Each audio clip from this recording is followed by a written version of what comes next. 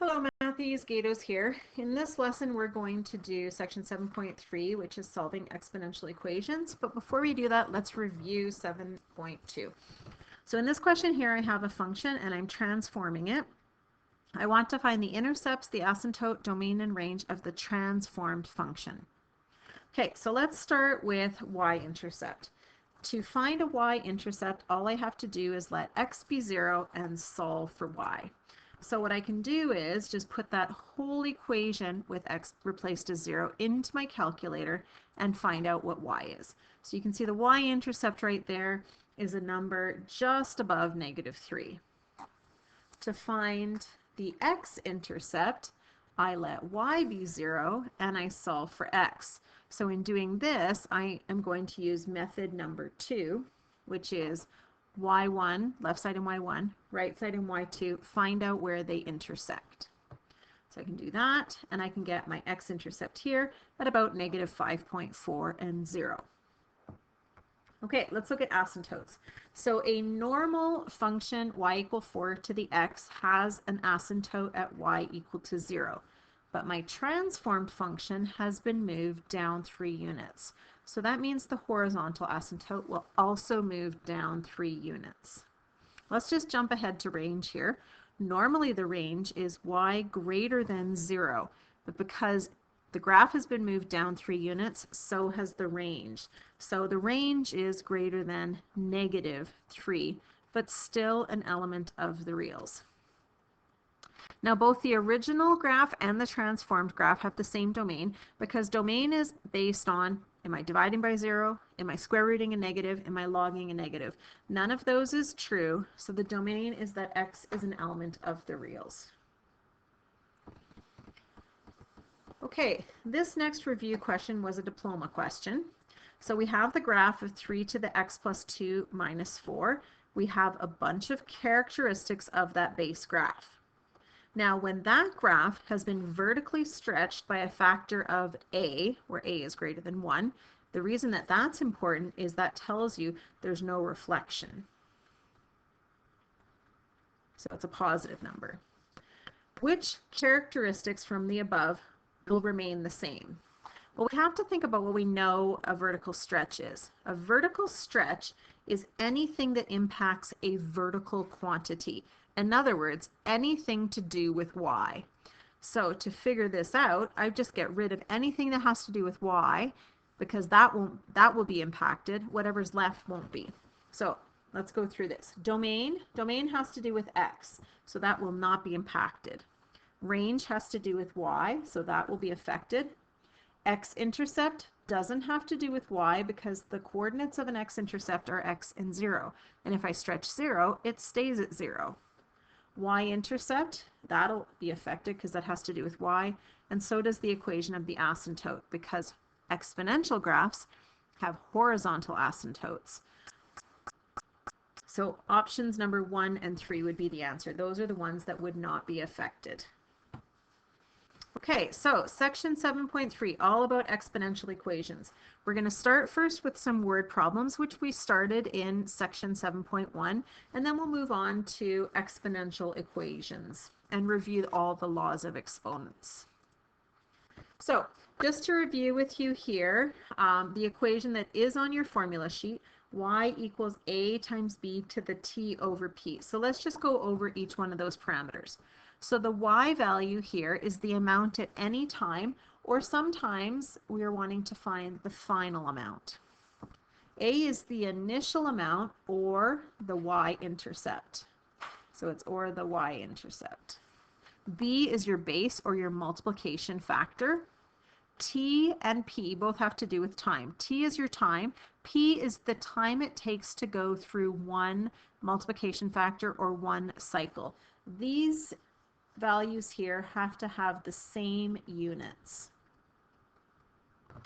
Now we spent a lot of time in 7.1 talking about the base, so I have some summary there of the different types of bases that we focused on, but I want you to remember that the base is not a percent.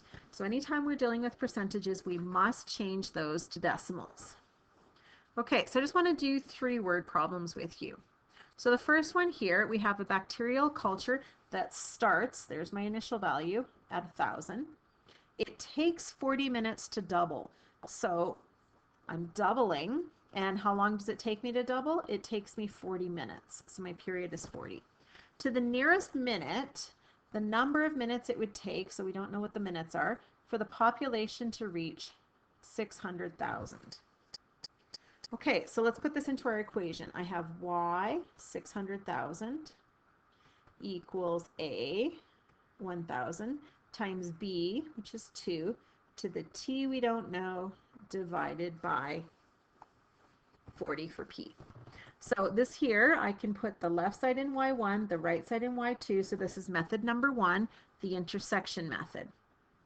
So left side in y1, right side in y2, and I can see here where it intersects. So it intersects at about 369.2 minutes. So this number here is in between 369 and 370. So let's go to the question to see how to round it.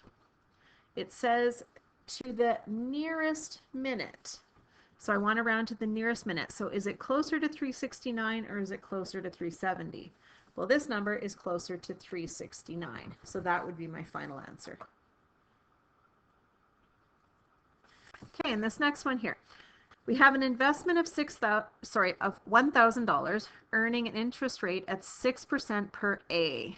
Let's talk about what that A means. 6% per A means per annum, and that's just a fancy financial word for year. So really it just means 6% a year. So we want to know how long it's going to take an investment of $1,000 earning 6% compounded semi-annually. How much will it be worth in 5 years? Okay, so that's my time, 5 years. Now, the B and the P are a little tricky when it comes to money. So remember I said period is the amount of time it takes to go through one cycle? Well, semi-annually means 2 times per year. So that means 2 times per year.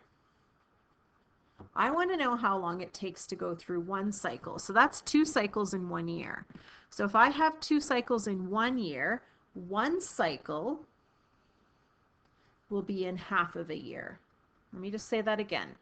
2 cycles in 1 year. I want to know how long it takes to do 1 cycle.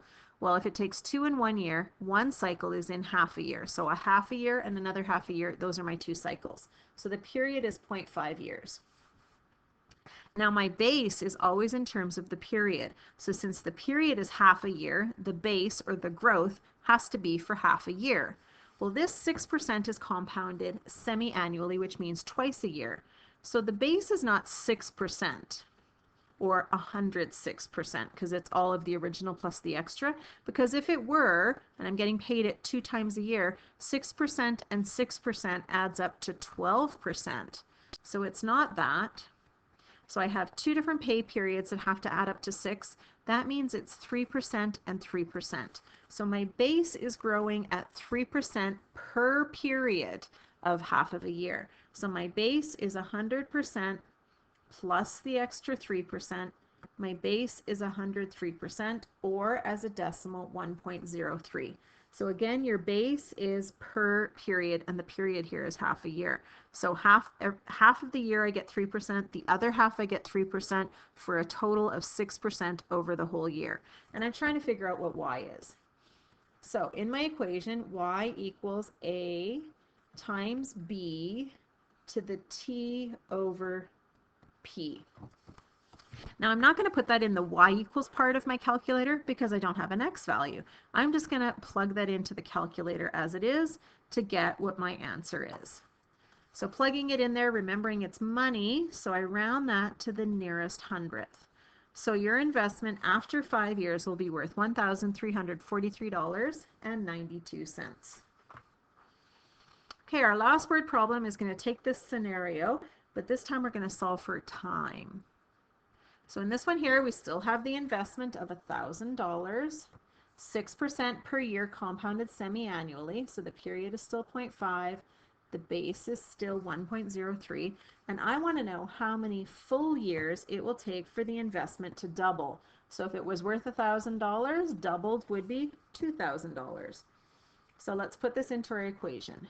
Y equals A times B to the t over p. Okay, so this one here, you can see I have an x value now. So this one I have to put left side in y1, right side in y2, and find out where they intersect. So I'm going to use method 1 to do that. So putting it into my calculator, I can see that I have about 11.7 years. So that's in between 11 years and 12 years. So my question is, how do I round that? And it says, how many full years? So it's going to take 11 and a bit. So it's going to take 12 full years. So that will be my answer. So that's a nice little review of some word problems that we did in 7.1.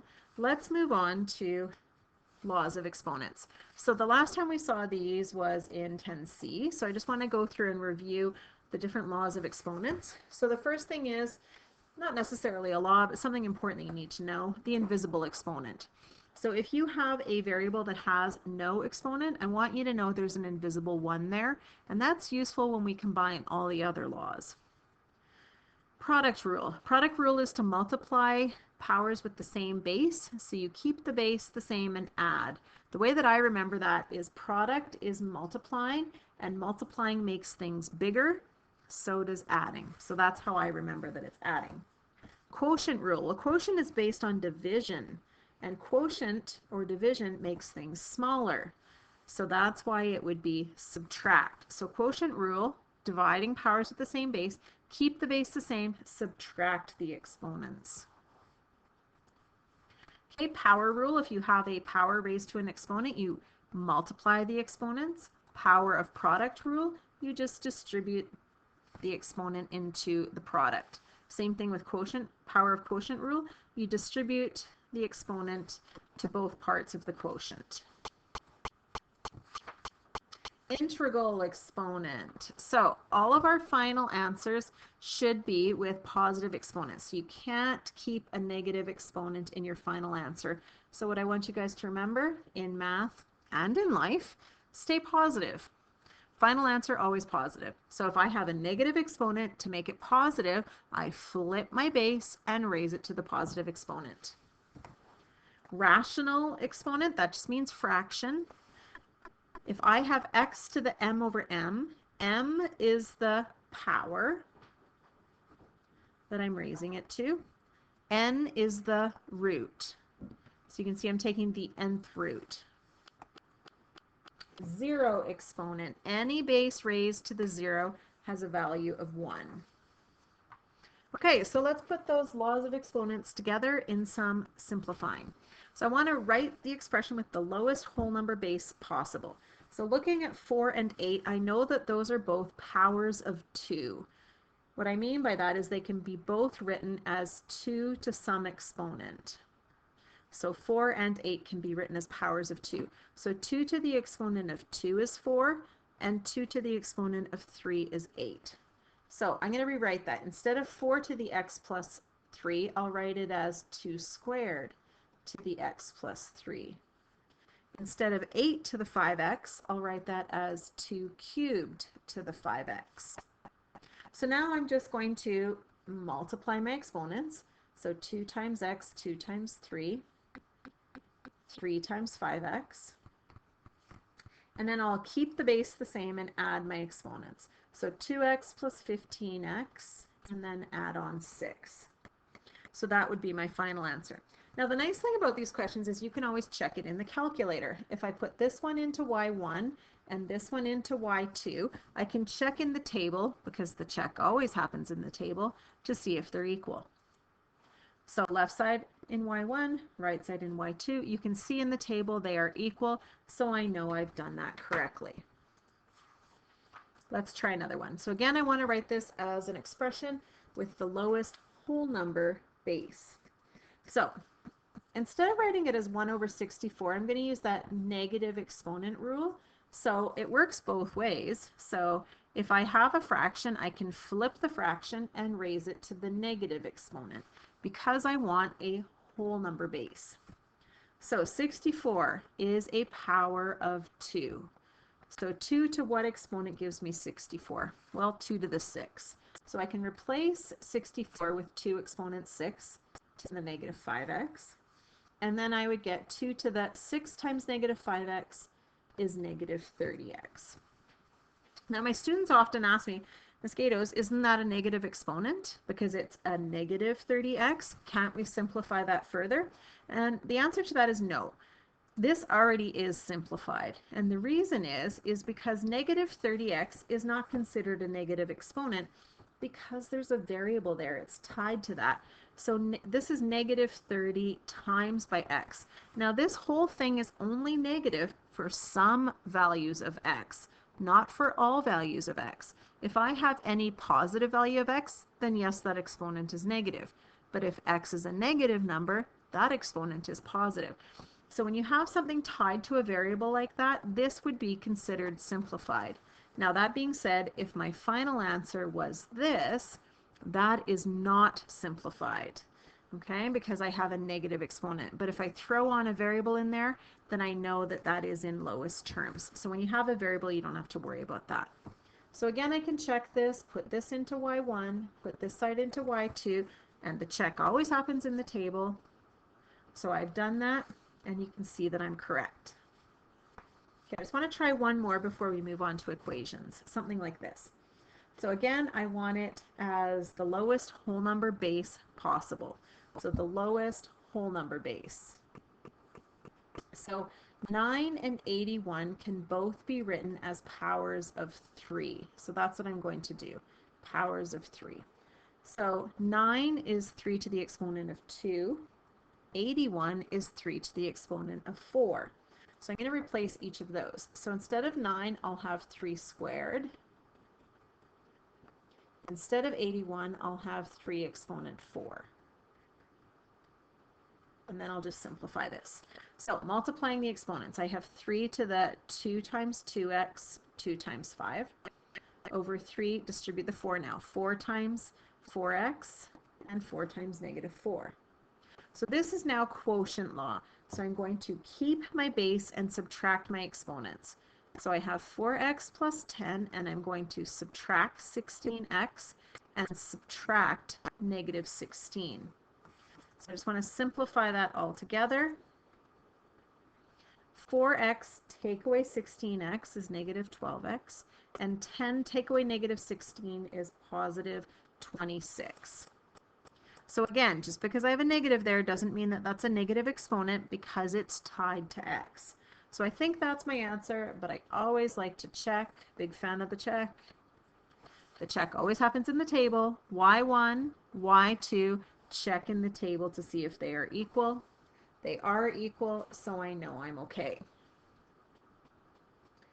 Okay, next part of this, or the last part of this technically, is solving exponential equations. That's why I wanted to practice writing them as powers. So what we're going to do when we have an equation is write the left and the right hand side with the same base.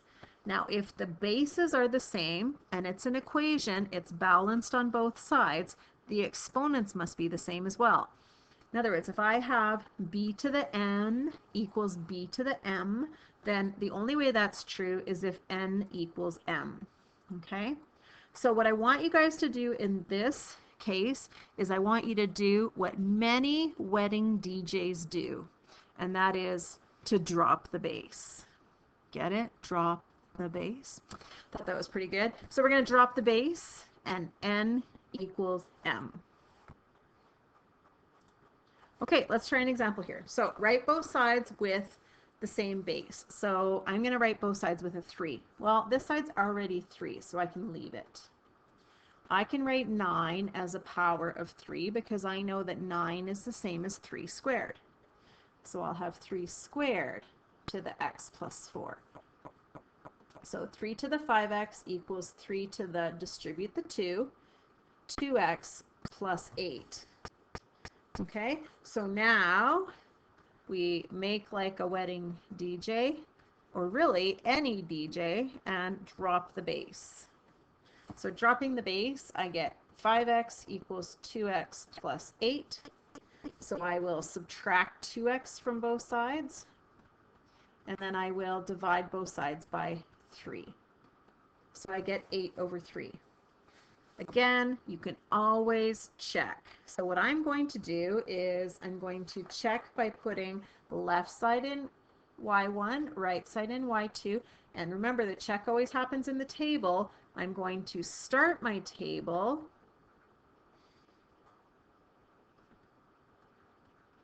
at 8/3. So you can see I've done that. Left side in y1, right side in y2. Start the table at 8/3, and you can see for 8/3 they are equal. So when x equals 8/3, y1 equals y2, so I know I've done that correctly. Okay, let's try one more.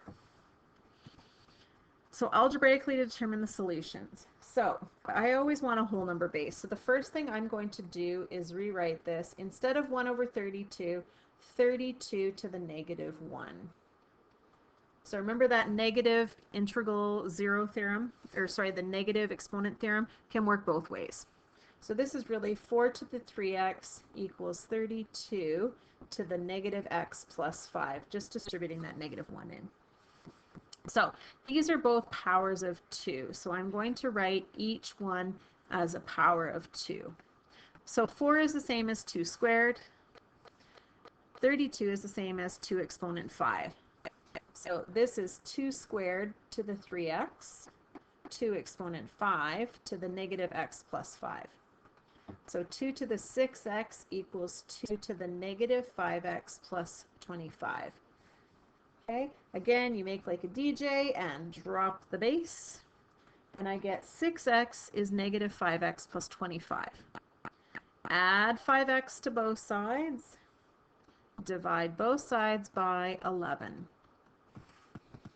Okay, again, there's no point in doing this question if you're not going to check, because that's how you're going to tell if you did it right. So left side in y1, right side in y2, and start your table at 25/11.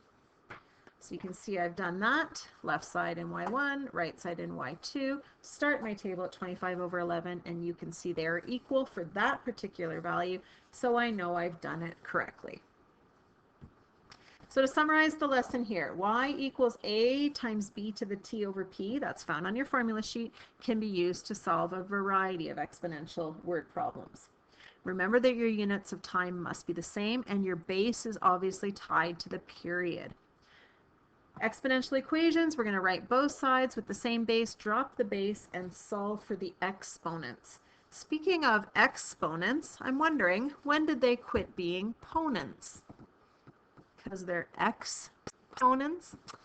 Okay, so you guys can do practice questions 1 through 8 in my notes. All the detailed solutions, of course, are on D2L.